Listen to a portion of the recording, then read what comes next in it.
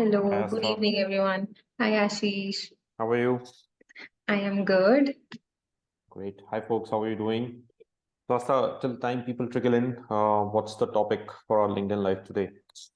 Hmm.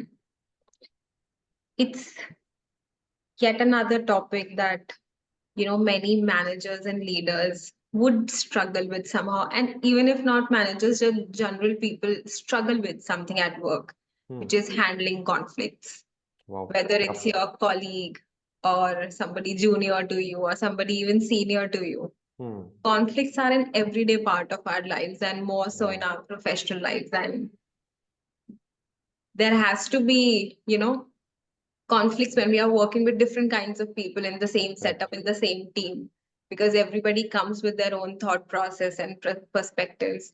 Yep. And sometimes these conflicts can become really troublesome at work. That's true. Yeah. If you're working with people, conflicts are bound to happen, right? Yes, Because how do you manage them, right? Yeah, you can't avoid conflicts. I think you just need not at all. to be better prepared to be able to manage them, Yeah. right? Either you are a manager or you're a team member or you're working with your colleagues, right? Having good techniques to be able to solve conflicts or manage conflicts is basically what's going to do the trick for you. Ashish, Right. what would you say? I mean, we all know that there are several repercussions that conflicts can have in our workplace, but is there something that you have personally faced as a challenge when it came to conflicts with your team? Yeah, so I personally I've been in multiple conflict situations, right? So, personality wise, I'm a very energetic person. I'm a person with very strong opinions, and I've been like this through the early part of my career, right? Being ambitious, you are always trying to present your ways in the most emphatic manner, and many times you find conflicts within your team members, right? When we are early in our careers, we are a little naive in terms of how do we handle conflicts. And I've been there, done that, made several mistakes in terms of being in conflicting situations. Then as a manager, I've been in situations when I've seen, my team members being at conflict as well. Over there also, I made a lot of mistakes in terms of how I handled those conflicts.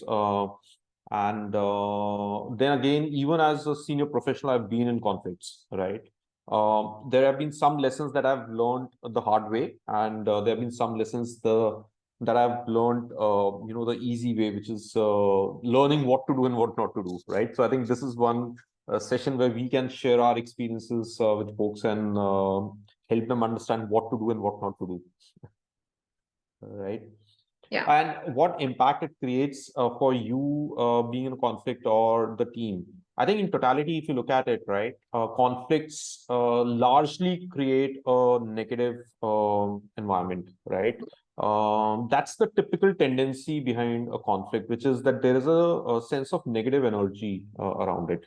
Now, if it is not handled properly, that negativity can drastically impact an individual and a team's performance and productivity, which is detrimental to that individual, the team, the company, and everyone involved, right? On the other hand, conflicts are not necessarily bad. I mean, if handled properly, you can create a lot of good things and innovation out of conflict. So, as a manager, I never try to avoid conflicts in my team. Right? In fact, conflicts are welcome. It's just that we need to be more mature and learn how to handle conflicts and manage conflicts primarily. Right? So looking back at my experiences, right, I've been in situations when early in my career, I've been at conflict with my peers in terms of what approach to take, what solution are we looking to implement. You're always trying to drive your agenda. It's mostly a clash of personalities and opinions, and many times ego, right? Right. And being in conflicting situations when we find ourselves in, we don't realize that, hey, this is what exactly is happening. And Hmm. sometimes even when you know that this is happening, you don't realize it or you don't accept it, right? You basically say, hey, that's okay, this is what I want to pursue, right? This is the agenda that I'm trying to pursue, which is I want to look good in terms of my solution got implemented and Hmm. I've won, right? So that that winning mentality typically pushes you in those situations. I've been in situations where my team members haven't responded to me the way I was looking for them to respond. I instantly remember one incident where I had a very bad conflict with one team member, and we just couldn't work with each other. And looking back now, right, I would have handled that situation a lot differently than I did at that time. And one thing that I've learned, and we're going to go into deep Yeah. strategies as well, right? I think one thing that I didn't used to do earlier and what I do now more and more, if I find myself in a conflicting situation, is to be able to take a step back, right? Most of the conflicting situations, if you find yourself in, they are emotionally charged always. And when you're in an emotionally charged space, you're not thinking rationally. And Right. when you're not thinking rationally, when emotions are running high, you're always going to take wrong actions and say the wrong things, and which is basically gonna bite you in the back later on, right? So one thing that I definitely do now is take a step back, diffuse the emotions, and then go back on the discussing table with whatever that with that individual or group of individuals that I might be in conflict with. So just a long winding answer to your simple question Right. initially. But yeah, people generally do fall on the extreme ends. Either they'll get head on into the conflict and say things then and there and get it done with, or they might even take, like you are taking a step back in order to come back to it. Some people might, ignore it for a long period Yeah. of time, and that becomes a huge step back for them. That's Then you're avoidance, not right? Conflict actually, yeah. avoidance, basically. Yeah. So people generally, shuffle between these two. Either they are True. too quick in giving a reaction, or they take too long a time, and True. then the conflict has escalated to another level. Correct. Correct. Yeah. Both of them are wrong. Basically, I Yeah. think you need to find some common ground in terms of Yes. how you're able to look at conflict, especially if you yourself are in that conflicting situation, right?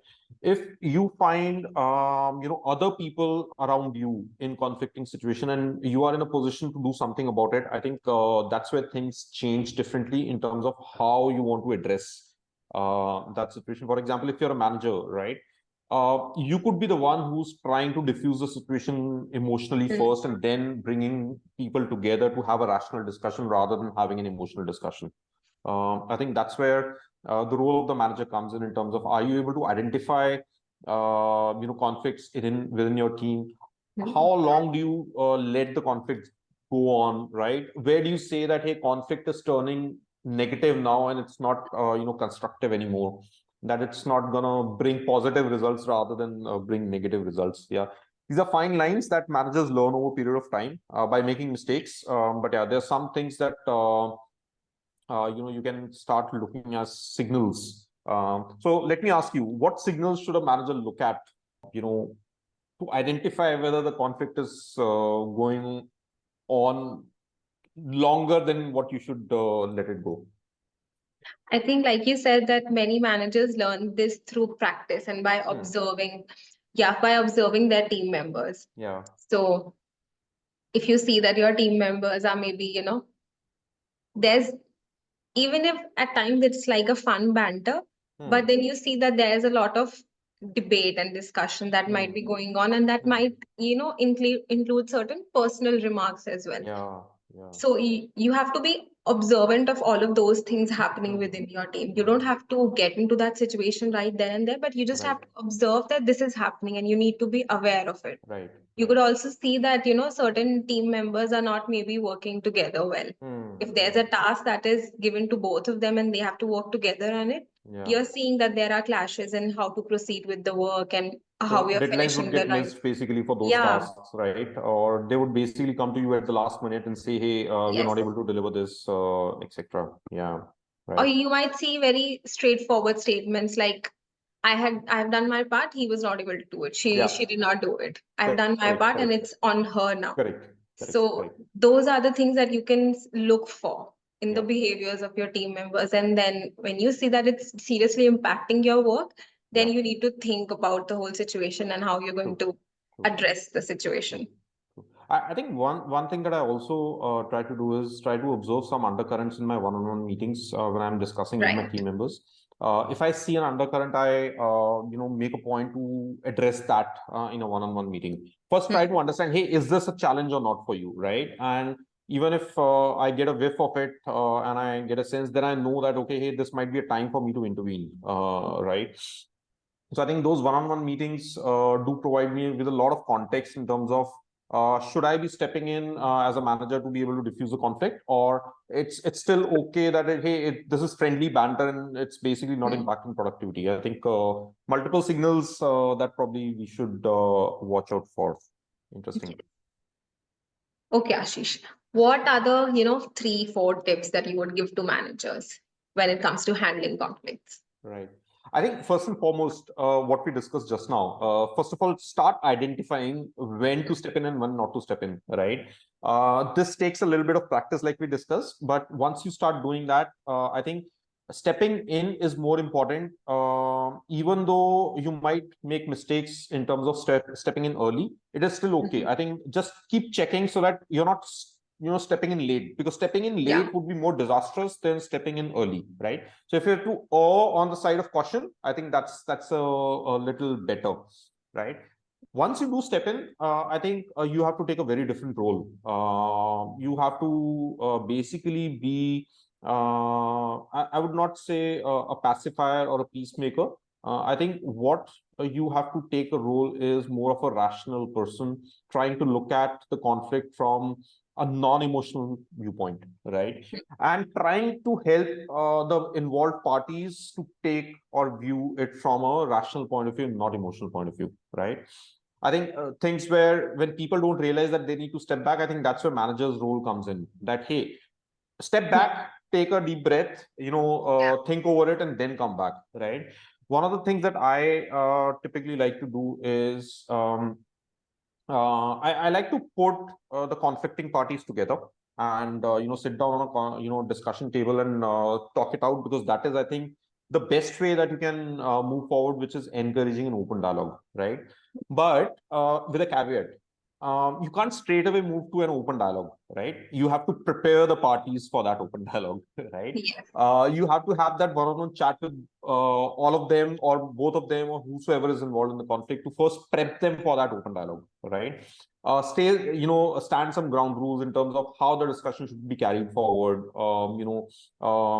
Trying to tell them that hey, focus on the behavior and not the personality. Talk about the impact that it does on you, or try to bring the constructiveness into the dialogue rather than criticism or destructiveness into the dialogue, right?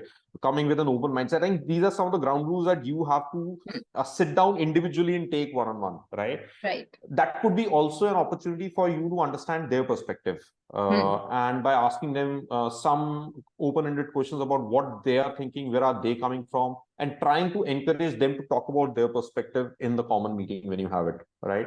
And also guiding them in terms of what not to do in the meeting, because that could be not constructive if they basically run free, right? And obviously then you come to a common table and start having discussions, and in that meeting you're just trying to facilitate the meeting and have a discussion between the two parties rather than you conducting the discussion as a manager, right? So you're basically trying to set the ground rules in that meeting as well. You're making sure that everyone stays true to those ground rules. They continue to have that discussion in a collaborative and constructive manner. I think that's where the first step is primarily, right? You basically become like a mediator instead of a manager Totally, that time. totally, right? As a manager, definitely when you're trying to help them build solutions, I think solutions have to come from them rather than from you, right? If they come from you, then they're always biased, because they'll never be bought in. They'll always think that hey, this solution favors this person and this solution favors that person. One of them is bound to walk out of it, unhappy, and that is not what your solution or what your objective is, right? Your objective should be if two people are at conflict, they should be able to come at a common resolution which works for both of them. and you're just a facilitator, right? What you're bringing to the table is, the team's objectives, the team's alignment. Is the solution aligning to the team's objectives and, the performance metrics that you've said, or the productivity metrics that you've said, or the objectives or the goals that you're shooting for primarily, right? You can just guide them towards that. And at the end of the day, solution has to be their solution rather than your solution forced upon them, right?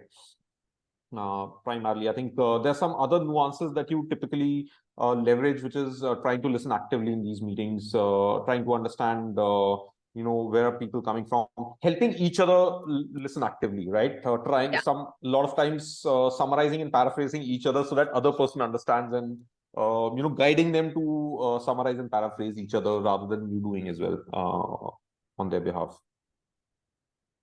That's like a great overview of how the whole process of resolving a conflict would look like, along with certain tips here and there. Yeah. Anything else that comes to your mind? I think I'll just reiterate one point, which is when you identify that there's a conflict happening in your team, don't sit back. Because if you don't act on it, it's going to be much more detrimental than intervening at this time. If you let it fester, it's going to create a divide in your team. It's going to, the negative energy is going to impact and suck out every positive bit of it that you have built in your team. And over a period of time, if you keep looking at that, people are not coming to a common solution, or they're not able to find constructive solution. At that time, you need to be able to take a hard call and step in that, hey, who's not being collaborative now, right? And then have a very hard one-on-one conversation about what you think, right? But as long as they are being collaborative and they work towards a common solution, I think they can basically arrive at the right solutions primarily, right? And once you do, I think you need to keep going back to them and constantly checking whether the conflict has been resolved, or is it still just at the surface level that it has been resolved, and the underlying causes are still over there, right? And at the end of the day, you don't want your team members to be the best pals, right? It's not about being the best of pals. It's being able to work effectively towards the company and team's objectives, right? And those are the objectives and expectations that you have to set as a manager. That, hey, this is what we are doing. We don't have to be the best of friends, but we do want to be able to work effectively towards the team's best objectives in mind. Right. I was just about to add this point about the follow-ups. That yes, initially prevention is better than cure. We all know that. So taking a few steps right then and there would help you, instead of later on when the conflict has already risen to a high level, and then you are trying to manage everything. Correct. So take preventative steps, be aware of what's happening, and intervene in wherever required. And then obviously do it at the end. It's important for a manager to follow up again. True. To check on whether the implementation has been done properly or not, and if the conflict has actually resolved or not. True. Because it might look like on the upper it's an ongoing process. It's an ongoing process. I think if you end up being in a conflict, you just have to find a working way with that individual, right? And like I said, you need not be best of pals, but if you find an equilibrium of being able to work with each other, I think that's where your job as a manager is done, and your job as a team member who's at conflict is also done, right? Right. That's it. If the folks who are attending have any questions, we can address them. Or if you have any other questions, Aastha, we can address them. Yeah, I think one more thing. We've spoken about how to, handle conflicts when there are two team members involved. But what to do when you feel like you have a conflict with another team member or a peer? I think the principles remain the same, right? What you need to do is, first of all, step back, right? And come out of that emotional zone and get into a rational thought process. understand why that conflict is arising. What are you contributing towards that conflict? How are you contributing to it, right? What are your subconscious objectives which are driving you towards this conflict, right? Sometimes we have certain psychological needs which we don't realize, and they end up driving us towards those conflicts. Just realizing that would give you a lot of perspective in terms of why are you at conflict, and then resolving that conflict, right? If you understand where are you coming from, you'll be able to better understand the other person, and you'll be able to help the other person understand better as well, right? And once you do that, I think then the process remains the same. Try to have a very calm and logical discussion with the individual that you have a conflict with. Trying to find a way of working with each other rather than being friends. Try to understand what can you do differently in those situations, right? A lot of times we want other person to change, but asking, hey, what can I do differently, can calm the other person a lot, right? And they also realize, and then they come to a common ground, right? This would work with 99% of people. I think you would still end up working with maybe 1% of folks who are of that extreme nature. Yeah, if you find yourself in that situation, then good luck. For 99% of the situation, I think this is going to work. Yeah. Otherwise, you might have to, might have to request your manager to intervene, or escalate it over and above, and probably try to seek interventions, and that may be beyond your control as well. I think those are the things that you can do. But I would let that go only at a later stage, when I, as an individual, have failed to come to a common ground of working with an individual at that time. Right. Some great points about reflecting on yourself and listening actively and finding a common ground with whosoever is the person you're Right. conflicted with. Right. Right. And I think one thing that people can focus on is, when you're in the conversation, focus on bringing the solution rather than finding out who is to True. blame True. for what is happening. True. So you can express your feelings, that you're feeling a certain way because of the situation, and then how can we resolve it? Yeah. Instead of you are doing this and I'm not doing this and all Correct. of that thing. So Correct. just being solution oriented and being empathetic during the conversation can really help a lot. Help a lot. I think this is it for today. Awesome. This is a great chat and a very important topic. I hope our listeners found something valuable out of this chat, and look forward to a new LinkedIn Live and a new topic next week. Yes.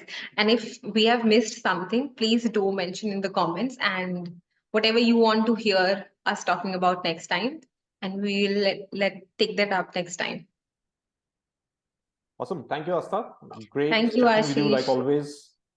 Same, likewise. Bye. See you next time. You too. Take care. Bye.